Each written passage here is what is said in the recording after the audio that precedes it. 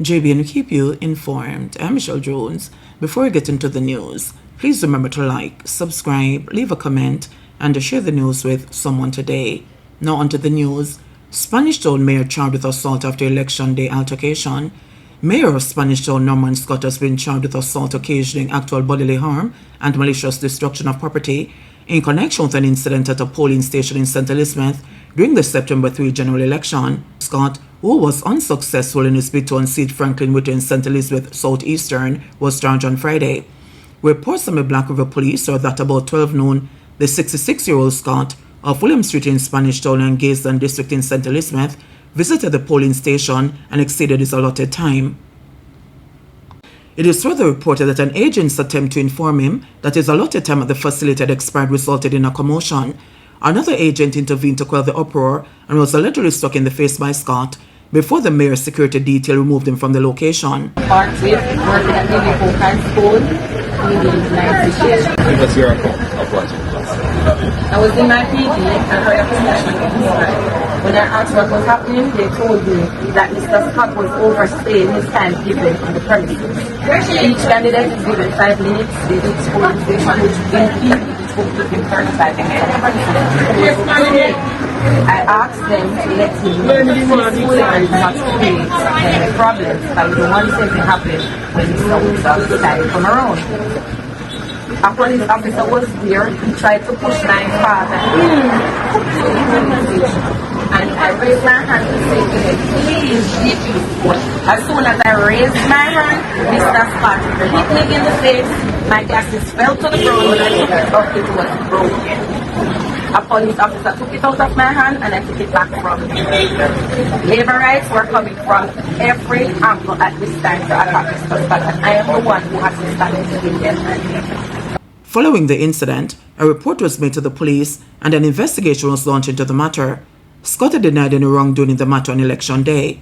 Summonses for the offences were formally served on the mayor on Friday and is scheduled to appear in the Santa Cruz Parish Court on Monday, October 13. I arrived at the BB Coke location. As customary, as candidate, I'm allowed 5 minutes per PD to do whatever I need to do in the polling station. So I was met by the cluster manager for that cluster, who wears a EOJ political liaison officer's bib. We walked down, entered the first polling station, was about going to the second polling station. A lady who was dressed in JLP outfit shouted and said, "Oh, your EOJ worker and the candidate, the PNP candidate, I hug you up. You can't stay in there. Call Mr. Wright, call Mr. Wright." By that time, a number of others joined with her. So I was about going into the other polling station. An elderly man stepped into the door and blocked my pathway. My security detail came and tried to prevent him from stopping me, and a twang of persons.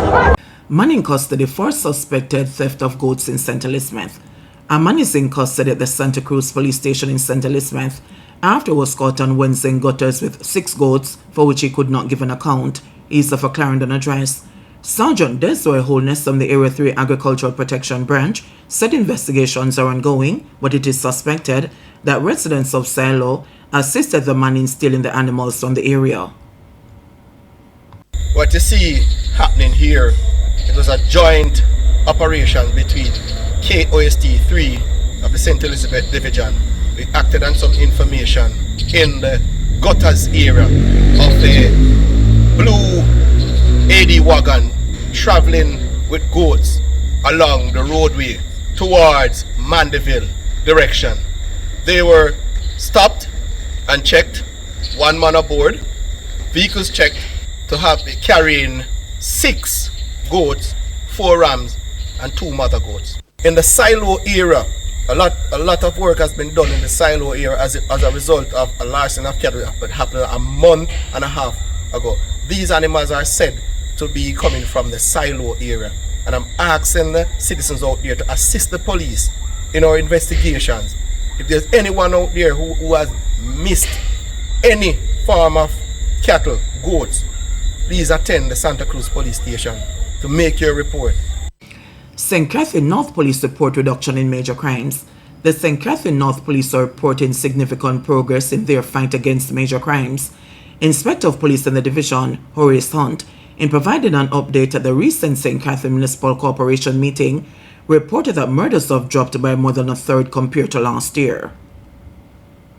Today's date last year, we stood at 63 murders. Today, we are at 39 murders for the same period. Which, if my maths serve me right, I think that's a 38% reduction. And for the same period last year, we had 48 cases of shootings. Presently, only 35 cases of shooting have been reported.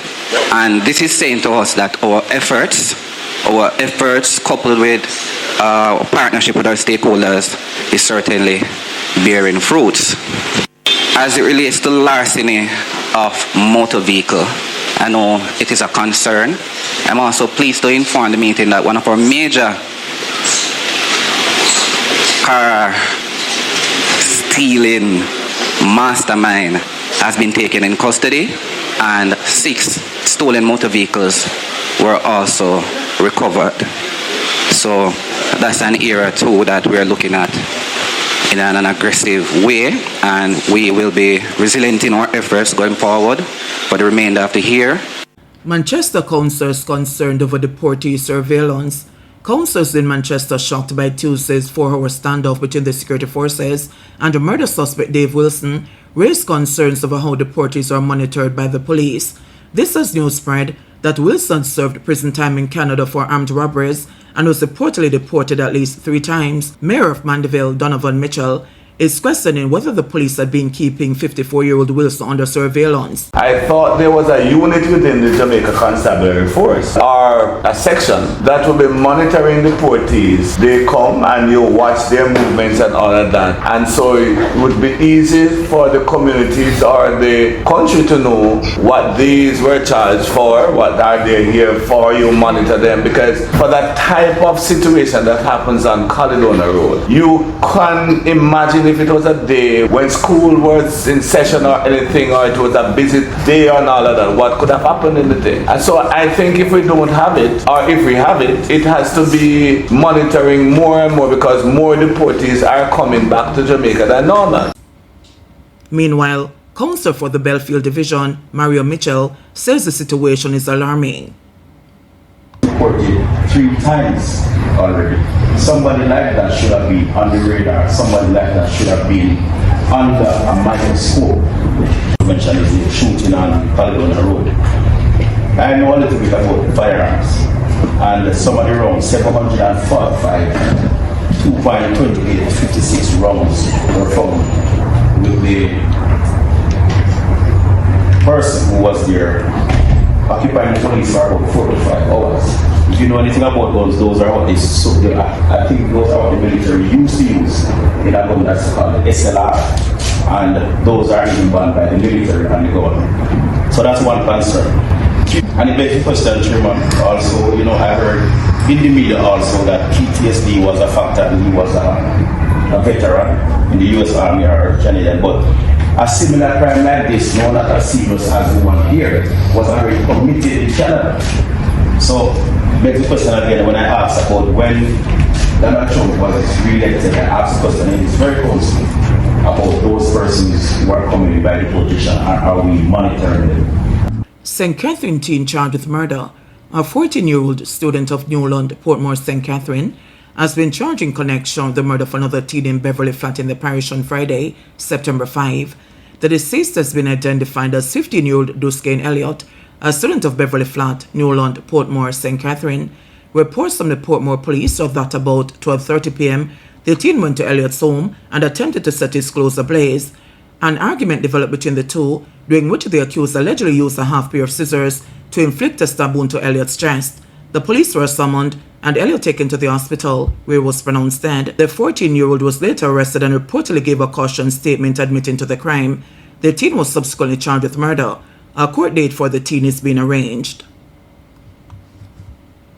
Murder trial of U.S. citizen accused of wife's murder transferred to Home Circuit Court. After 9 weeks, the prosecution and defense have made their final statements in the murder trial of U.S. citizen Henry Topping, who is accused of killing his estranged wife in Southfield, St. Elizabeth, 6 years ago. The matter has been transferred to the Home Circuit Court in Kingston for continuation. After the defense wrapped up its closing argument on Friday, it was decided that written submissions will be made by the end of December and oral submissions on January 31, 2026. During the judge-alone trial, the prosecution presented evidence of calls and texts to the cell phone of Moylan Williams Topping from a cell phone belonging to her estranged husband on February 15, 2019, the morning of the murder. The court also heard evidence from people who said they had interacted with the accused on the morning of the murder. But in his defense, Topping denied being in Southfield on that day. He has also accused customs and immigration officers of planting the passport and cell phone of Mrs. Topping in his belongings. It was reported that Topping rented a vehicle and traveled to St. Elizabeth, where he entered the bus his 49-year-old wife used to transport children to school. He then allegedly pulled a gun and shot Mrs. Topping during an argument. Topping fled the area, but was captured hours later while attempting to board a flight back to the United States. JBNN will keep you informed. Please remember to subscribe, like, share, leave us a comment, and click the notification bell to receive our daily news items.